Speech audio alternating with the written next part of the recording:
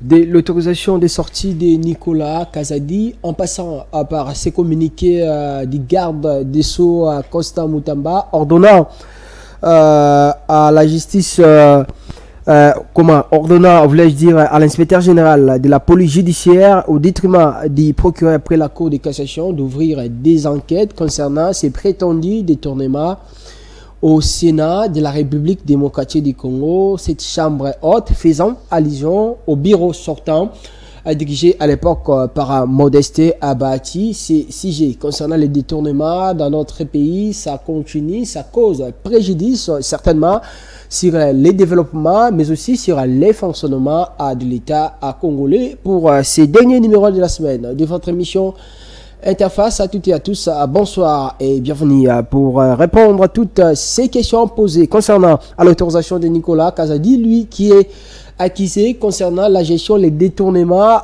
au niveau de l'argent destiné au forage et aux lampadaires. Si d'autres ministres cités, d'autres personnes citées dans cette affaire, aujourd'hui sont incarcérés à la prison centrale de Makala. Lui, Kazadi, quand même, il a eu cette amabilité à des sorties. Quand même, ça fait débat, ça continuera à faire débat tout au long de ces sujets. Alors, pour en parler, comme je le disais, nous recevons pour vous Maître Cédric Antumba. C'est avec lui qu'on va essayer d'analyser ces deux thématiques. Bonsoir, Maître Cédric. Bonsoir, Monsieur Daniel Roland. Alors, Maître Cédric, d'entrée de jeu, on va commencer tout d'abord avec ces communiqués numéro 005 du ministre de la Justice, Constant Moutamba, concernant ces prétendus détournements au Sénat de la République démocratique du Congo liés au bureau sortant. Le ministre a pris la décision d'ordonner à l'inspecteur général près de la police judiciaire de procéder aux enquêtes. Question d'éclairer la lanterne de l'opinion quant à ces, mais aussi des enquêtes associées avec l'inspection générale des finances. Vous, d'entrée de jeu, quelle est votre réaction à chaud par rapport à ces décisions du ministre Constant Moutamba? Merci beaucoup, Monsieur Daniel Roland. Au fait, je crois qu'à lire les communiqués en soi qui dit son excellent Monsieur le ministre de la Justice, garde des Sceaux, reste saisi des soupçons de scandales financiers qui pèseraient sur certains membres de l'ancien bureau du Sénat. Ainsi, il vient d'instruire. Je crois que la phrase ici vaut son pesant d'or et c'est ce qui pose problème. C'est une phrase à problème. Il vient d'instruire l'inspecteur général de la police judiciaire de parquet à diligenter une enquête, en fait, c'est ce qu'ils ont écrit, hein, mais ils ont mal écrit quand même, à diligenter en urgence une enquête judiciaire avec des concours de l'inspection générale de finances afin d'éclairer la lanterne de la population et d'établir les cas échéants les responsabilités des uns et des autres. En tout cas, à lire ces communiqués, personnellement, je sais que M. Constant Moutamba est avocat et en tant que tel, M. Constant Moutamba est entouré aussi de chevronnés du droit, de personnes qui sont éminentes et érudites. Mais je ne peux pas comprendre comment M. Constant Moutamba peut faire preuve d'une certaine ignorance de la loi jusqu'à aller à enjoindre à l'inspecteur général de la police judiciaire, des parquets, de pouvoir exécuter cette mission. En réalité, pourquoi je parle de l'ignorance? Parce que l'ignorance, M. Daniel Roland, elle ne s'improvise pas, mais elle s'éprouve.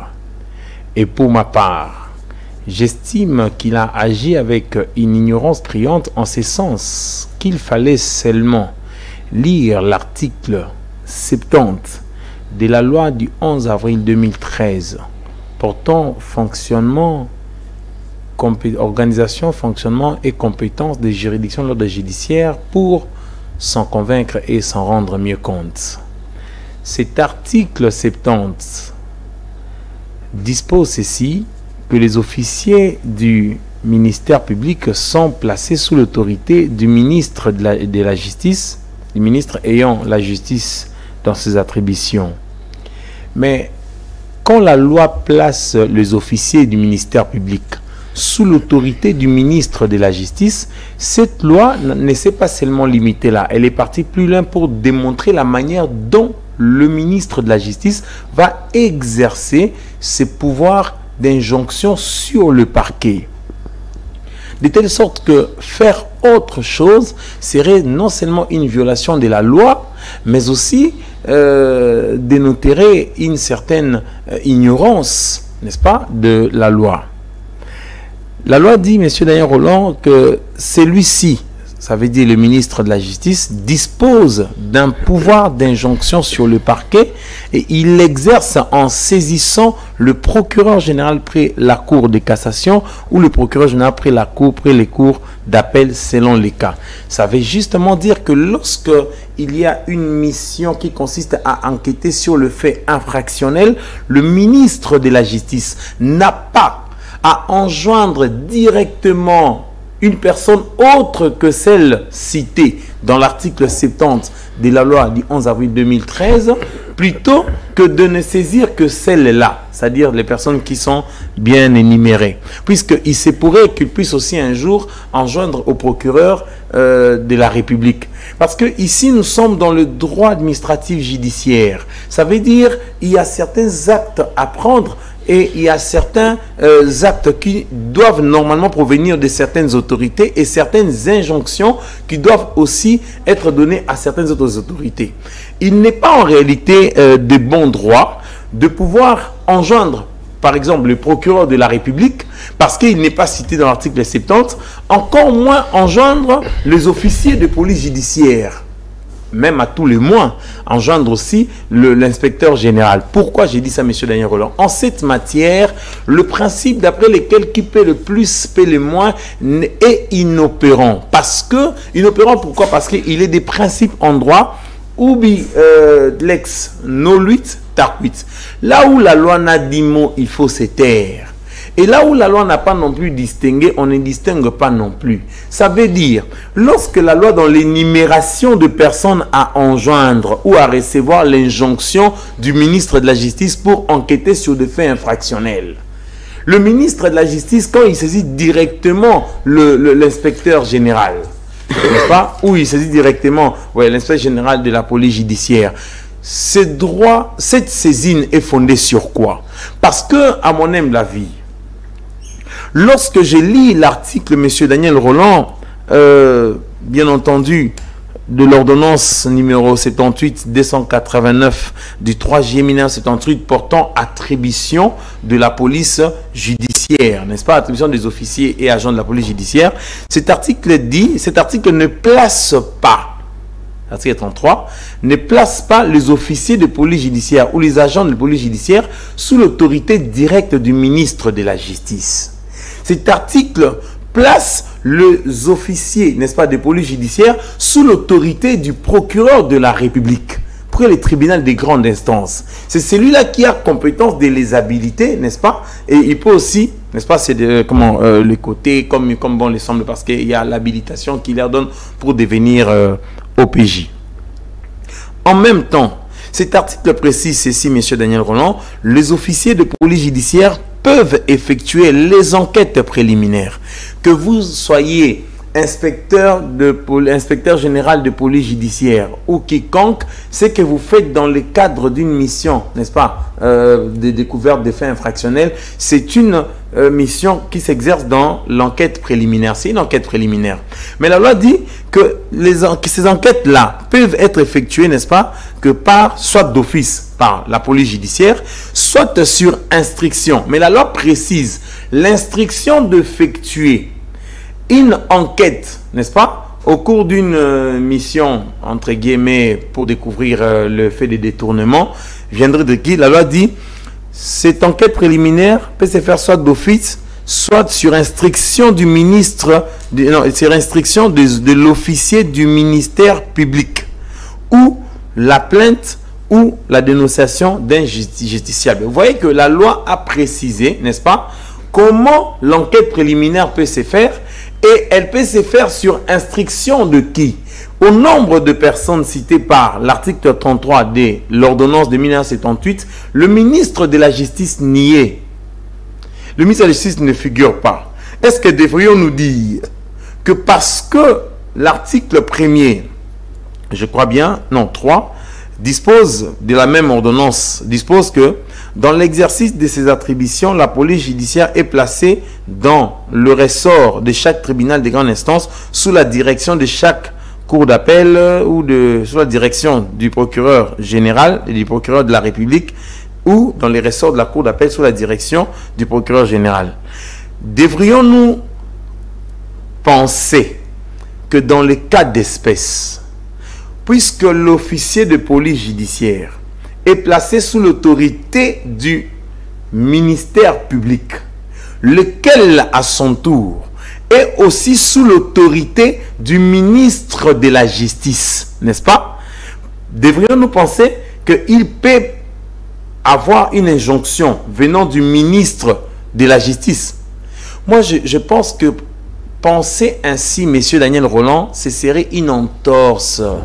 Parce qu'un minimum d'intelligence en droit administratif judiciaire, un minimum d'intelligence en droit judiciaire en général, ne peut pas permettre, monsieur Daniel Roland, de conclure que puisque l'officier de la police judiciaire est sous l'autorité du procureur de la République qui l'habilite, lequel, n'est-ce pas, qui est aussi sous l'autorité du ministre de la Justice, par conséquent, le ministre de la Justice peut directement enjoindre l'officier de police judiciaire. Ce serait en tout cas penser à tort et à travers, conclure à tort et à travers, monsieur Nero. Justement parce que la loi est claire. Un texte clair ne s'interprète pas.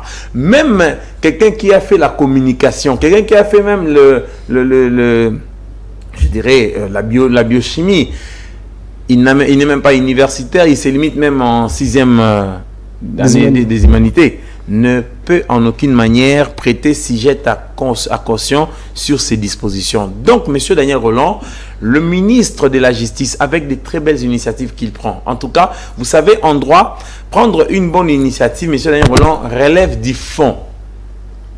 Mais, la manière dont l'initiative doit être prise, là, ça relève de la forme.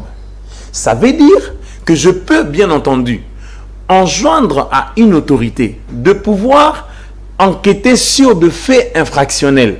Ça, enjoindre est une chose. Mais comment enjoindre? Là, ça relève de la forme. La forme, c'est-à-dire par quelle procédure, par quel acte et quelle autorité faudrait-il normalement enjoindre? Là, on rentre dans ce que la loi prévoit. La loi, dans ses prévoyances, ou dans ses prévisions, elle dit, écoutez, le ministre de la Justice enjoint le procureur général près la cour de cassation ou près les cours d'appel. Et elle va plus loin pour préciser un autre élément, qu'il se pourrait, dans une certaine hypothèse, que le ministre de la Justice puisse enjoindre le procureur général près la cour de cassation sur des faits qui ne relèvent pas de sa compétence personnelle. La loi ne s'est pas tue dans pareil cas.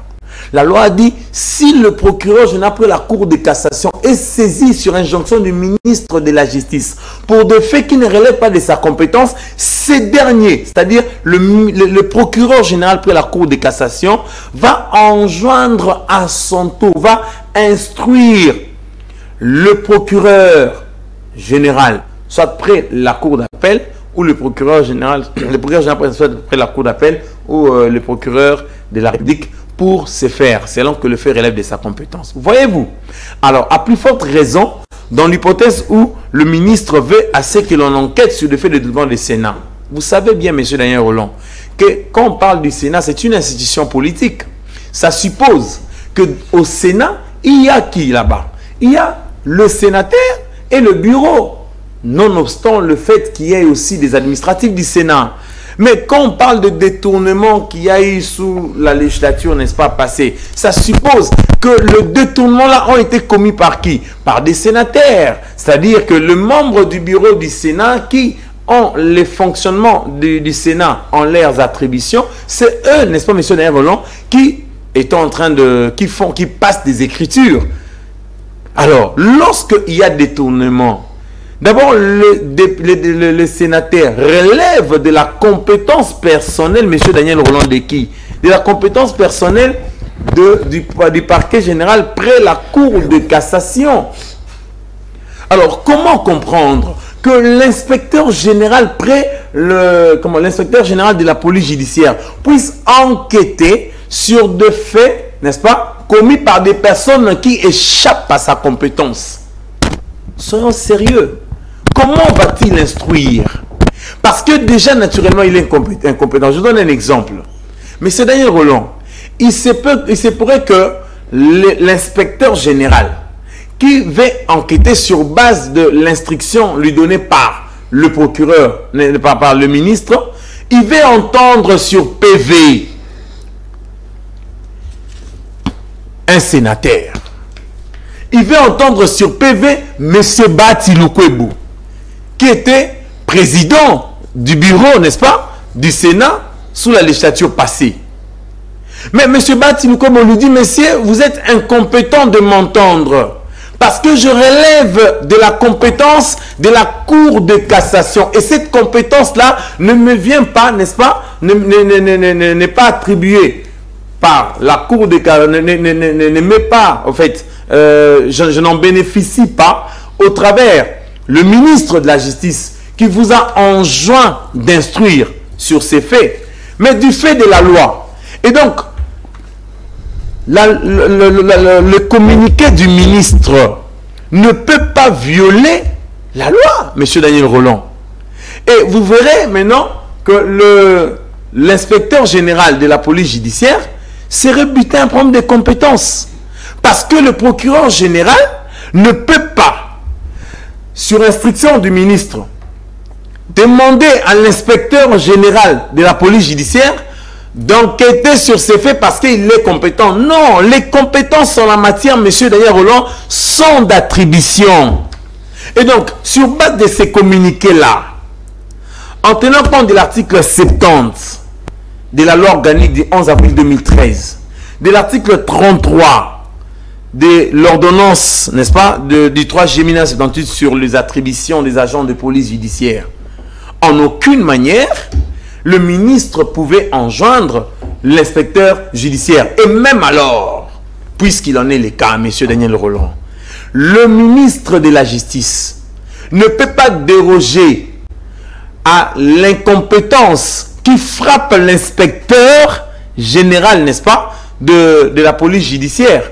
Parce que le Sénat, le membre du Sénat, le membre du bureau du Sénat relève de la compétence de la Cour de cassation. Et sur l'enquête, n'est-ce pas, qui peut en être faite, ou sur l'instruction préparatoire qui pourrait en découler, il fallait et il suffisait d'instruire le procureur général près la Cour de cassation parce que le membre du Sénat bénéficie du privilège de juridiction. Alors, c'est vrai, M. Daniel Roland, je m'en vais aussi évoquer un seul aspect. Ici, dans l'enquête qui s'est faite sur des faits commis sous la législature passée, il ne se poserait pas un problème d'immunité dans l'enquête. Parce qu'on suppose que même si les faits ont été commis sous l'égide, bien entendu, du président Bati Lukwebo, quand celui-là n'est pas élu sénateur entre guillemets, ou il y a des membres qui ne sont pas des sénateurs, mais qui étaient impliqués dans ces faits, il n'y a pas un problème, certes, de quoi, comment dirais-je, il n'y a pas un problème d'immunité. Mais le problème, M. Daniel Roland, sur le privilège de juridiction se poserait. Parce que pour être jugé devant la Cour de cassation, il faut en être justiciable. Et si le fait commis sous l'emprise de la législature passée ont été commis, le fait de détournement bien entendu, ont été commis par des gens qui ne sont plus des sénateurs, il ne se poserait ni un problème de compétence, mais aussi plus un problème des immunités. Comme vous le savez bien, M. Daniel Roland, que ne peut bénéficier des immunités que celui qui est en cours de l'exercice de sa fonction. Ça suppose que les immunités sont fonctionnelles. Ça suppose que si la fonction, n'est-ce pas, n'est plus, les immunités aussi s'éteignent. Ça suppose en même temps que si une enquête doit être faite contre une personne pour des faits commis sous la législature passée alors qu'il n'est plus sénateur, donc on peut enquêter. Mais il y aurait l'enquête préliminaire serait complexe, monsieur Daniel Roland. Parce que vous avez Bati Lukebo, je crois qu'il est sénateur, non? Ouais. Bati Lukebo, il est sénateur. Comment l'inspecteur général soit-il, va, au cours d'une enquête préliminaire, appeler Bati pour l'entendre sur PV? Vous voyez, en fait, en réalité, le ministre de la Justice, avec sa belle initiative, il a voulu en même temps rendre impossible l'objectif qu'il cherche à atteindre. C'est comme qui dirait, vous reprenez à droite ce que vous donnez à gauche, donc par la main gauche. Donc ça suppose que le ministre de la Justice, la mission là qu'il a donnée, ne pourrait en aucune manière aboutir. Alors, maître, c'est dès que vous vous relancer devant ces parallélismes de la forme et de la compétence. Oui. N'avez-vous pas peur que ces dossiers puissent être classés sans suite parce que l'inspecteur général de la police judiciaire, il va faire son travail certainement en collaboration avec l'IGF. Ensuite, il va amener les enquêtes auprès du ministre. Mais le ministre en lui-même, ce n'est pas un parquet. Le ministère n'est pas un tribunal. Comment le ministre fera si certainement il y a des faits infractionnels démontrant qu'il y avait bel et bien détournement pour transférer certainement à ces dossiers au niveau d'un parquet, certainement au niveau du procureur général près la Cour de cassation au moment où le procureur n'a pas participé au début aux enquêtes. Merci beaucoup, monsieur Daniel Roland, pour cette question. En fait, en réalité, je crois que l'inspecteur de finances constitue, l'inspecteur général des finances constitue dans ces contextes une béquille pour l'inspecteur général de la police judiciaire. Justement parce que vous savez bien que les enquêtes de l'inspecteur des finances ne sont pas butées au problème des compétences personnelles ou compétences machin. Vous voyez un peu. Donc l'inspecteur général des finances, c'est vraiment, certes, à lire les communiqués, j'ai l'impression que c'est lui qui a la grande part du travail, c'est l'inspecteur général de police judiciaire. Mais étant donné qu'il fait son travail avec le concours de l'inspecteur général de finances, à vrai dire, monsieur Daniel Roland, c'est ces derniers, comme je l'ai dit tantôt, qui constituent une béquille à cette irrégularité. Parce que vous remarquerez que l'inspecteur général de finances va faire son travail. Il va même entendre des gens. Il va même enquêter sur des écritures comptables, tout ce qu'il y a eu pour découvrir les détournements. Et quand il finit, avec les concours bien entendu de l'inspecteur général des finances, il peut mettre à la disposition de ces derniers tous ces rapports qui en résulteraient. Et l'inspecteur général des finances, cette fois-là, va faire un rapport, n'est-ce pas? Mais les combles, il va orienter les rapports à qui? Vous verrez que d'après le communiqué du ministre, il faut qu'il oriente son rapport vers lui, l'autorité. Or, ce n'est pas ça, M. Daniel Roland.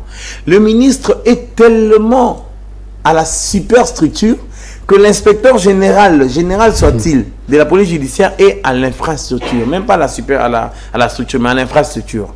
J'aurais voulu, pour pallier à une pareille irrégularité, même si le procureur général ne peut pas faire revenir le ministre à la raison, le procureur général près la cour de cassation peut, n'est-ce pas, quant à lui, appeler l'inspecteur général de la police judiciaire pour lui dire, bien évidemment, qu'il laisse ce travail-là à, au procureur général près la cour de cassation. Soit aussi, je crois que c'est un palliatif d'ailleurs, ce qui pallie l'irrégularité. Comment pallier l'irrégularité ici? Comment pallier l'incompétence de l'inspecteur général de la police judiciaire qui va enquêter sur des faits commis par des personnes qui ne relèvent pas de sa compétence? Ok? Comment y pallier? Pour ma part, j'estime que le procureur général, près la cour de cassation, peut nous aider.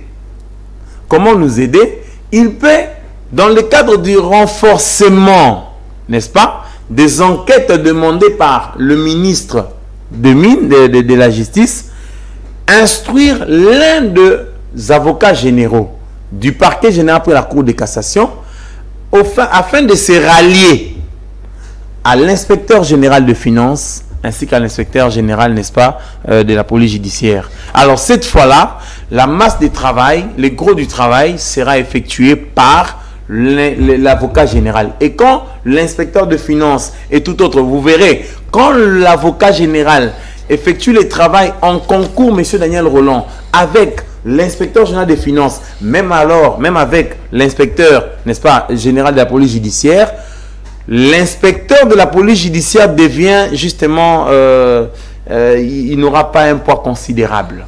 Il ne va pas agir, il ne sera pas actif, voudrais-je dire, dans l'enquête. Pourquoi il ne sera pas actif? Parce que quand il y a un magistrat, un avocat général qui est impliqué dans l'enquête, même si vous avez été commis, enjoint, instruit par le ministre pour venir, n'est-ce pas, faire le travail, vous ne ferez plus rapport au ministre. Vous ferez rapport au procureur général pour la Cour de cassation. Ou soit, vous ferez un rapport conjoint signé par, ce serait mieux, monsieur Daniel Rolland, pour tempérer l'irrégularité. Pour pallier l'irrégularité, l'incompétence, ce qu'il faut faire, il faut normalement adjoindre que le procureur général pour la Cour de cassation puisse, dans le cadre de cette même mission-là, demander rejoindre l'équipe. Non, c'est-à-dire soit lui-même il rejoint l'équipe, soit il instruit à l'un de ses magistrats, à un avocat général, lequel va rejoindre ses équipes. Mais il peut aussi le faire en demandant, n'est-ce pas, l'autorisation du ministre pour éviter de faire n'importe quoi. Le mieux serait d'avoir un rapport conjoint effectué, signé par l'inspecteur de finances, l'inspecteur général de la police judiciaire et les procureurs général près la Cour de cassation. Là, au moins, on aurait pallié l'irrégularité. Parce que, monsieur Daniel Rolland, la loi est dure, mais c'est la loi. L'article 70 est violé par la loi, les communiqués du ministre.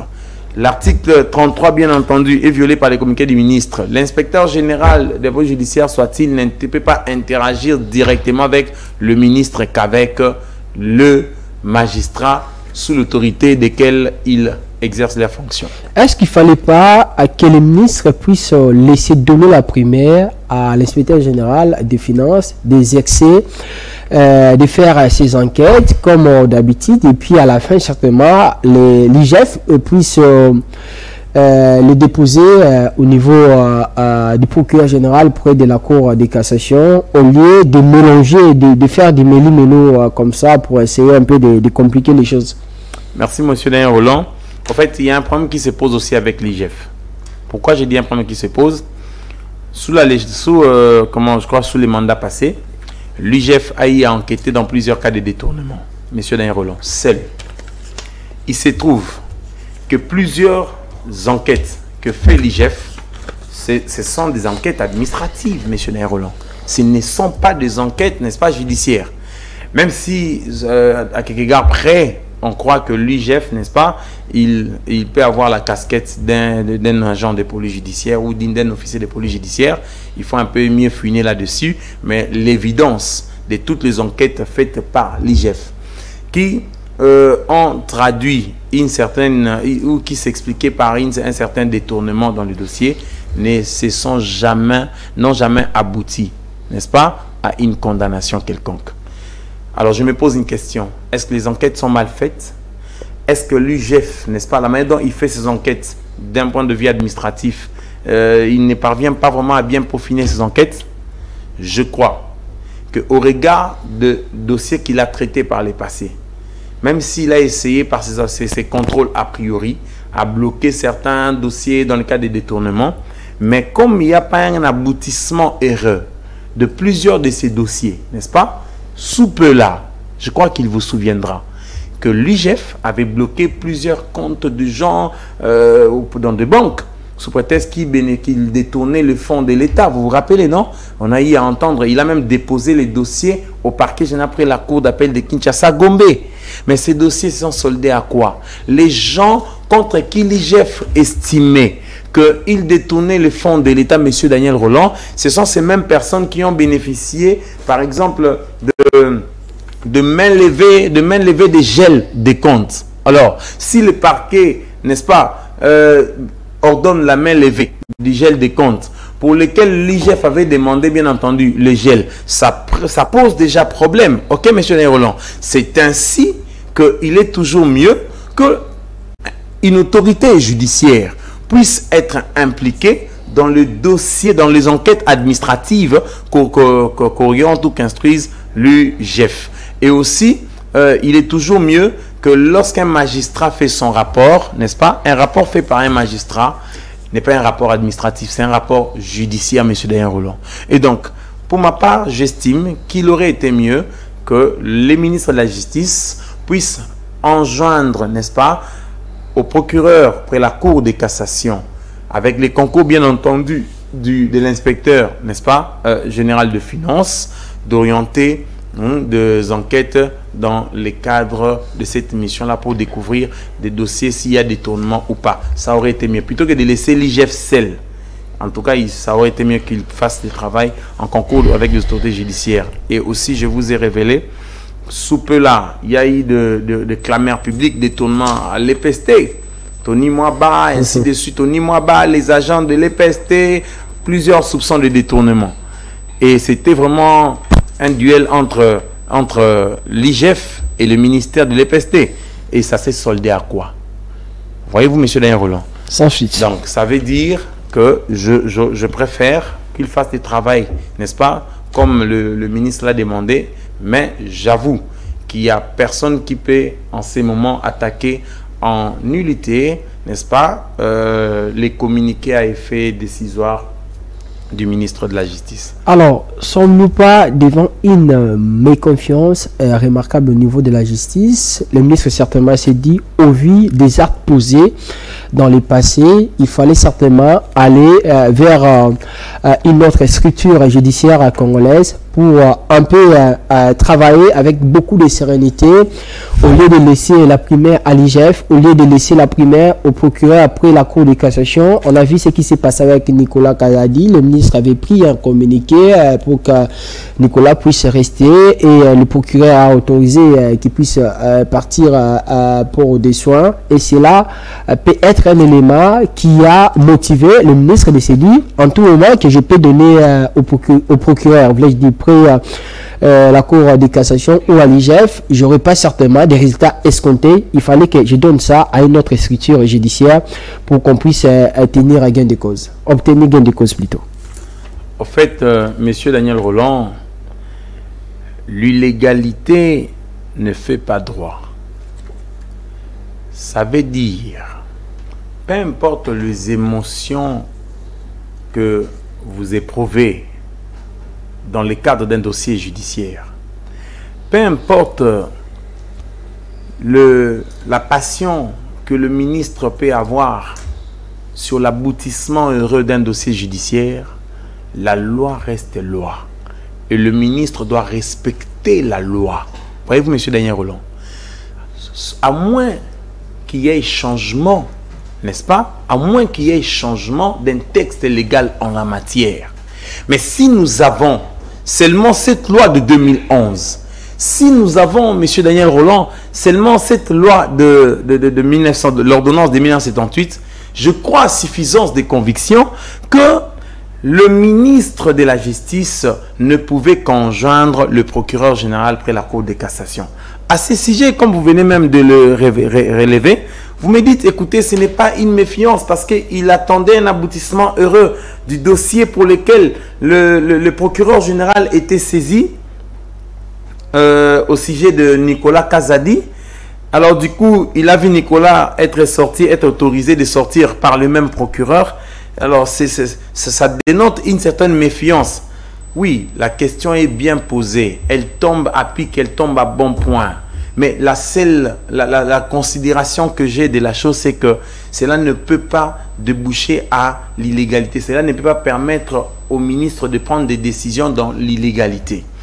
Monsieur Daniel Roland, vous savez, la seule vérité dans ces dossiers, c'est que le procureur général près la Cour de cassation n'a pas agi seul.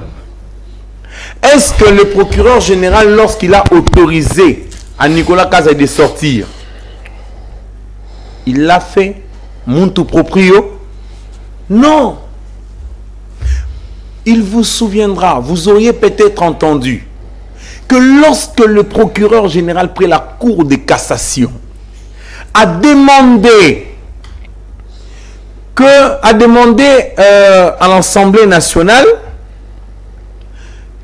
d'instruire, n'est-ce pas, l'autorisation d'instruire à charge, n'est-ce pas, de Nicolas Kazadi, qui est député national, ainsi que François Roubota, l'Assemblée nationale y a constitué une commission, laquelle commission a bien entendu le réquisitoire du procureur général, et les résolutions de cette commission sont telles que on autorise l'instruction, mais l'Assemblée nationale a piétiné le principe d'or, d'après lesquels les principes de la séparation de pouvoir. L'Assemblée nationale s'est payé le luxe, et je l'ai dit, c'est sous l'égide bien entendu du président Vital Kamerhe. L'Assemblée nationale a autorisé au procureur d'instruire à charge de ceux qui étaient impliqués dans le dossier de détournement, mais va plus loin pour dire que le procureur peut instruire sans interdire la sortie de concernés. Donc vous pensez que l'Assemblée nationale est responsable total de la sortie aujourd'hui de Nicolas Kazadi? Monsieur Daniel Roland, le président de la République, Félix Antoine Tshisekedi Tshilombo, vous a dit que la justice est malade, n'est-ce pas? Ouais. Mais oui, moi personnellement, j'ai dit au président qu'il n'y a pas de... La cause de la maladie de la justice, c'est le dysfonctionnement de notre système politique. La cause de la maladie de la justice aujourd'hui, c'est le déséquilibre. En fait, c'est le mot qui ronge notre politique. Si la politique n'est pas malade, la justice ne le sera pas autant.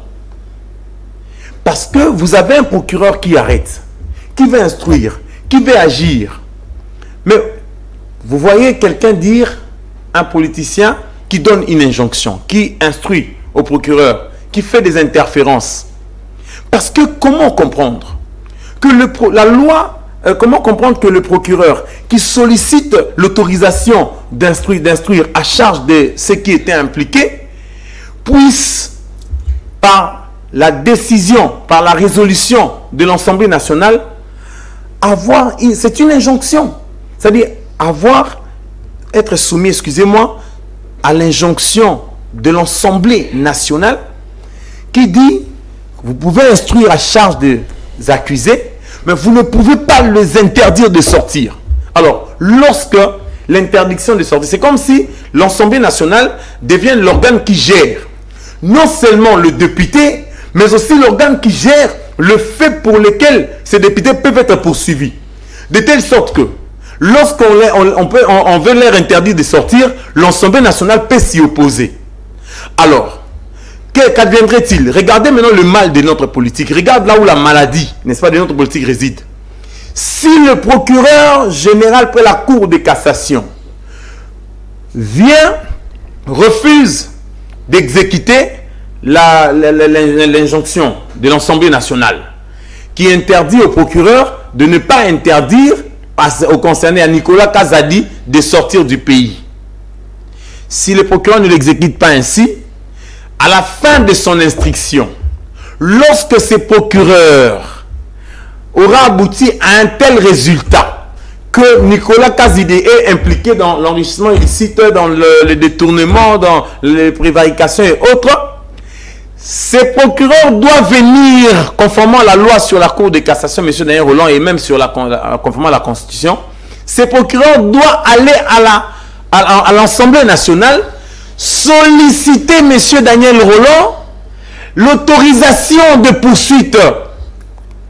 Et de là, la commission qui sera constituée pourrait dire, écoutez, on a interdit à ces procureurs de ne pas interdire à ces accusés, à ces députés nationaux qui sont impliqués dans cette poursuite, la sortie, n'est-ce pas, du territoire national.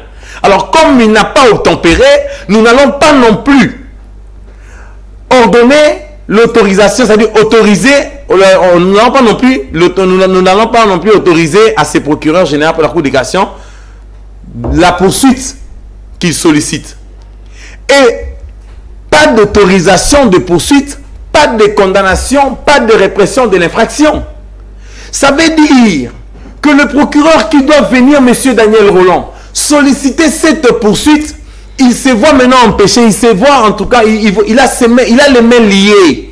Les mains liées, pourquoi? Parce que la politique a voulu, excusez-moi, nulle part, la constitution de la République, nulle part, la loi de notre pays dit que l'Assemblée nationale, le Sénat, peut interdire au procureur d'interdire la poursuite.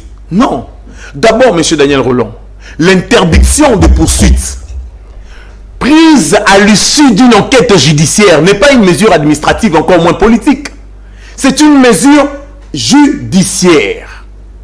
Comment l'Assemblée nationale, une institution politique, qui est appelée en tout cas à faire preuve d'une séparation de pouvoir, peut enjoindre au procureur de poser un acte ou de s'abstenir de poser un acte? Non, soyons sérieux, M. Daniel Rolland. Comment l'Assemblée nationale peut, n'est-ce pas, interdire au procureur même pas interdire, c'est-à-dire dire au procureur de s'abstenir d'interdire toute sortie du territoire national pour les concerner?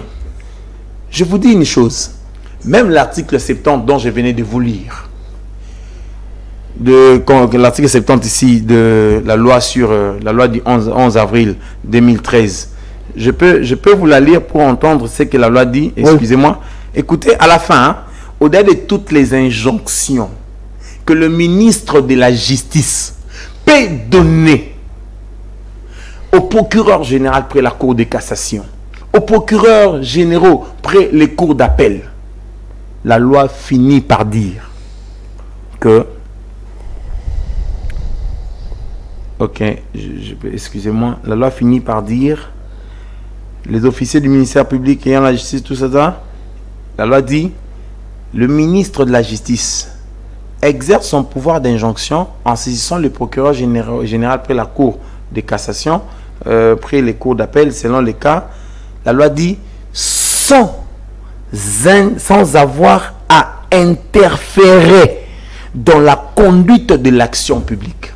Soyons sérieux, nous sommes dans quel état, M. Daniel Rolland? La loi qui admet, parce que le procureur général pour la Cour de cassation n'est pas sous l'autorité de l'Assemblée nationale. Même si la loi a voulu, dans certaines circonstances, n'est-ce pas, au regard de contexte d'immunité, d'inviolabilité, qu'il puisse solliciter l'autorisation d'instruction et l'autorisation de poursuite selon les cas des concernés. Mais pour l'autorité qui est dans le pouvoir exécutif et sous, n'est-ce pas, sous la direction de laquelle le procureur général près la Cour de cassation et tous les procureurs généraux, n'est-ce pas, exercent leurs fonctions, peuvent être enjoints par ces derniers, bien entendu. La loi n'a pas voulu en un seul instant que le ministre de la Justice puisse interférer dans la conduite de l'action publique. Ce que l'Assemblée nationale a fait, c'est-à-dire de demander au procureur général de s'abstenir à toute mesure, n'est-ce pas, à toute mesure interdisant aux concernés de sortir du territoire national, ça constitue un acte d'interférence sur la conduite d'une action publique.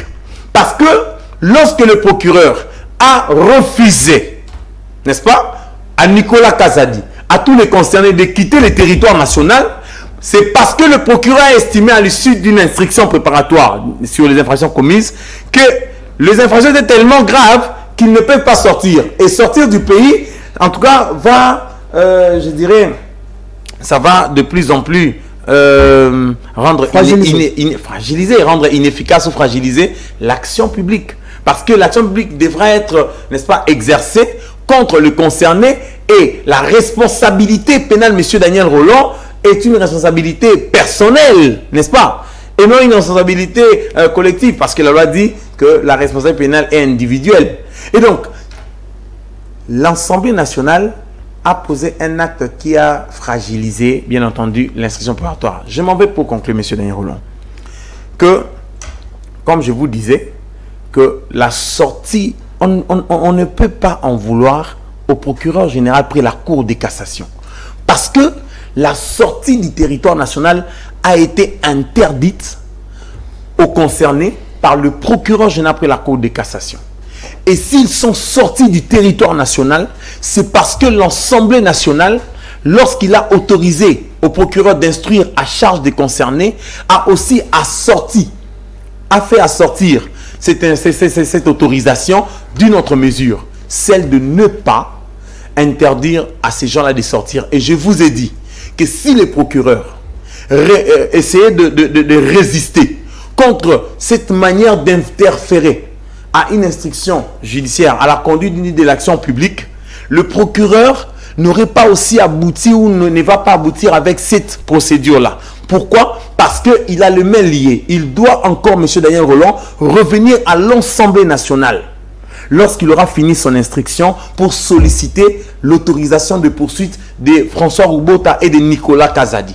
Et s'il il vient, l'Assemblée nationale va lui refuser, va refuser de lui accorder cette autorisation de poursuite. Et vous voyez comment la justice sera fragilisée. Et là, M. Daniel Rolland, c'est la justice qui sera fragilisée. Mais vous remarquerez, M. Daniel Rolland, que la fragilité, M. Daniel Rolland, la fragilisation de la justice ou la fragilité qu'accuse, bien entendu, qu'accuse la justice est causée par la politique. Ça écœure. C'est vrai que les questions d'État ne peuvent pas être, bien entendu, examinées avec état d'âme, mais avec les âmes d'État, comme pour citer Monsieur Lambert Mende, qui l'a toujours dit ainsi. Mais je suis désolé, M. Daniel Rolland. La population congolaise, le ministre de la Justice, si comme vous l'avez dit, vous l'avez explicité ici, vous avez dit, est-ce que le ministre de la Justice n'a pas enjoint au procureur général près la Cour de cassation parce qu'il est écœuré de voir le ministre, n'est-ce pas, Nicolas Kazadi quitter le pays sur instruction, bien entendu, ou sur autorisation du procureur général. Je vous ai dit ici que ce n'est pas ça le cas. Il ne peut pas en vouloir au procureur général. Vous voyez, je vous révèle un fait. Un avocat général qui quitte le territoire national pour faire des enquêtes à l'est du pays, parce qu'il aurait ouï dire qu'il y a des Chinois qui exploitent le minerai sans autorisation. Il arrive sur le terrain. Les Chinois, plutôt que de lui présenter les autorisations et les permis d'exploitation minière, les Chinois lui présentent une carte de service sur laquelle figure le numéro de téléphone. Lequel numéro appartient à un général. Le procureur général appelle. Le général lui dit, non, écoutez, c'est de cette manière-là que nous nous retrouvons ici. Il dit, non, mais écoutez, la carte de service, vous ne pouvez pas me demander de déposer un acte illégal. Le procureur général s'y oppose. Quand l'avocat général s'y oppose, ou le procureur général, qu'advient-il? Le général lui dit, ah, vous vous opposez dans un territoire où nous sommes censés vous sécuriser. Ça veut dire que vous pouvez être en insécurité, mais ce ne serait pas nous qui allons assurer votre sécurité. Vous comprenez? Donc, quelqu'un qui vient bien faire pour que l'argent entre dans le pays, mais un général s'y oppose. Donc, je voulais, ça écœure, mais je voulais justement dire, M. Daniel Rolland, le mot, la maladie de la justice, Monsieur le Président de la République, Félix-Antoine Tshisekedi Tshilombo, la maladie de la justice a comme cause les dysfonctionnements politiques, a comme cause la politique. Donc, nous sommes désolés de tout ce qu'il y a eu. On a certes râlé sur le détournement, Nicolas Kazadi, ainsi de suite. Il est quand même sorti du pays. Qu'est-ce qui garantit? L'Assemblée nationale qui demandait au procureur de ne pas interdire cette sortie, qu'elle nous dise, au travers de son président ou au travers du président de la commission, qu'elle nous dise comment peut-il garantir la rentrée sur le territoire national. Vous savez qu'on avait à un moment donné, Matata Pogno, lors de son procès, avait tant sollicité cette sortie du pays, parce qu'il était malade. Mais est-ce qu'on l'avait autorisé? On lui a autorisé à la fin. De toute manière, M. Daniel Rolland, pour rentrer à l'objet de votre question, je crois à suffisance de conviction que le procureur général n'en est pour rien. C'est l'Assemblée nationale. Et la solution quant à ce serait peut-être d'extirper, c'est-à-dire de supprimer ces histoires d'immunité et autres. C'est pourquoi là, on peut donner raison à Moutamba avec son projet de créer un tribunal, un parquet financier. Ça va justement nous épargner de toutes ces manières de faire les choses. Oui, le parquet financier, monsieur Daniel, la création d'un parquet financier au travers d'une loi, cette loi peut nécessairement, monsieur Daniel Rolland, comme je le disais, instituer de nouveaux mécanismes, instituer de nouvelles mesures. Voyez-vous, pourquoi j'ai dit ça? Parce que, mais de toute manière, excusez-moi, les combles, c'est que même si vous instituez une nouvelle loi, instituant un parquet financier, ces parquets financiers ne pourraient en aucune manière déroger à la Constitution. Ça veut dire que si la Constitution a immunisé le député, le sénateur, c'est pas parce que la nouvelle loi vient créer le parquet général, le parquet financier, qu'elle va être assortie d'une disposition d'après laquelle lorsqu'un député ou un sénateur est impliqué dans le détournement, écoutez, il n'y aura pas moyen que le procureur sollicite l'instruction, n'est-ce pas, de l'autorisation d'instruire à sa charge, moins encore l'autorisation de poursuite. Voyez-vous, il faut peut-être que le ministre de la Justice puisse initier un projet de loi pour justement supprimer cette condition d'avoir une autorisation d'instruire à charge d'un député ou d'un sénateur immunisé. Voyez-vous? Mais là, ça va demander une nouvelle loi, maître. Bien entendu, monsieur, parce qu'on n'en paie rien. La Constitution a prévu les immunités à l'article 107. Et si vous voulez prendre une nouvelle loi, vous allez réviser la Constitution. La nouvelle loi ne peut qu'aussi respecter la Constitution. Et la nouvelle loi ne peut pas instituer de nouvelles conditions, mais lesquelles violent la Constitution. Donc c'est pour dire, monsieur Daniel Rolland, que dans le cas d'espèce, mieux serait que l'on puisse prendre peut-être prendre une loi supprimant l'autorisation d'instruire à charge de personnes bénéficiant des immunités ou de privilèges de juridiction. Ce serait mieux. Et ne laisser peut-être que l'autorisation, n'est-ce pas, de poursuite. Ça veut dire que le procureur peut justement instruire à charge d'un député ou d'un sénateur ou d'un ministre sans toutefois requérir une autorisation d'instruction préalable. Mais lorsqu'il finit son enquête, il peut alors, M. Daniel Rolland, procéder par une autorisation, solliciter une autorisation de poursuite. Alors, M. Cédric, c'était un honneur pour nous, une fois encore, de vous recevoir sur ce plateau. Votre conclusion? Bon, ma conclusion, M. Daniel Rolland, comme je l'ai dit tantôt, dans notre pays, je félicite d'abord monsieur le ministre de la Justice pour de belles initiatives qu'il prend en tout cas. Jusqu'à présent, il fait marquer son temps par de bonnes choses. Et vous avez remarqué à un moment donné d'ailleurs, lorsqu'il a instruit au procureur général après la Cour de cassation de pouvoir justement poursuivre, instruire à charge de ceux qui commettent l'homosexualité, de ceux qui commettent la nuisance sonore, c'est que le procureur a fait.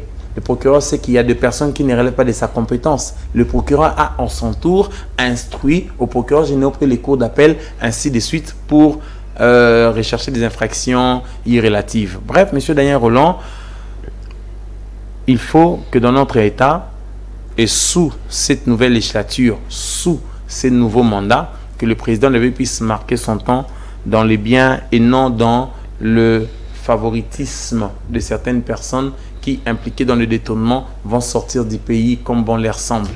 Okay? Parce que les fonds qui sont détournés sont des fonds du contribuable. Voyez-vous, M. Daniel Rolland, ça veut dire que c'est les peuples qui en est victime. Merci. Alors, c'était un réel plaisir pour moi, une fois encore, de vous présenter cette émission. Merci, Maître Cédric, pour votre intervention, d'avoir surtout accepté une fois encore notre invitation. Merci à toutes et à tous de nous avoir suivis. Merci surtout à Olivier Naou dans les coulisses qui nous assistait dans cette émission. Merci au King Talingwala. Merci à mon ami Blessing Moulumba qui nous suivait depuis quelque part. On va se retrouver prochainement pour un autre numéro de cette émission qui est Vive la République, Vive la RDC. Restez-nous toujours fidèles. Merci, monsieur Daniel.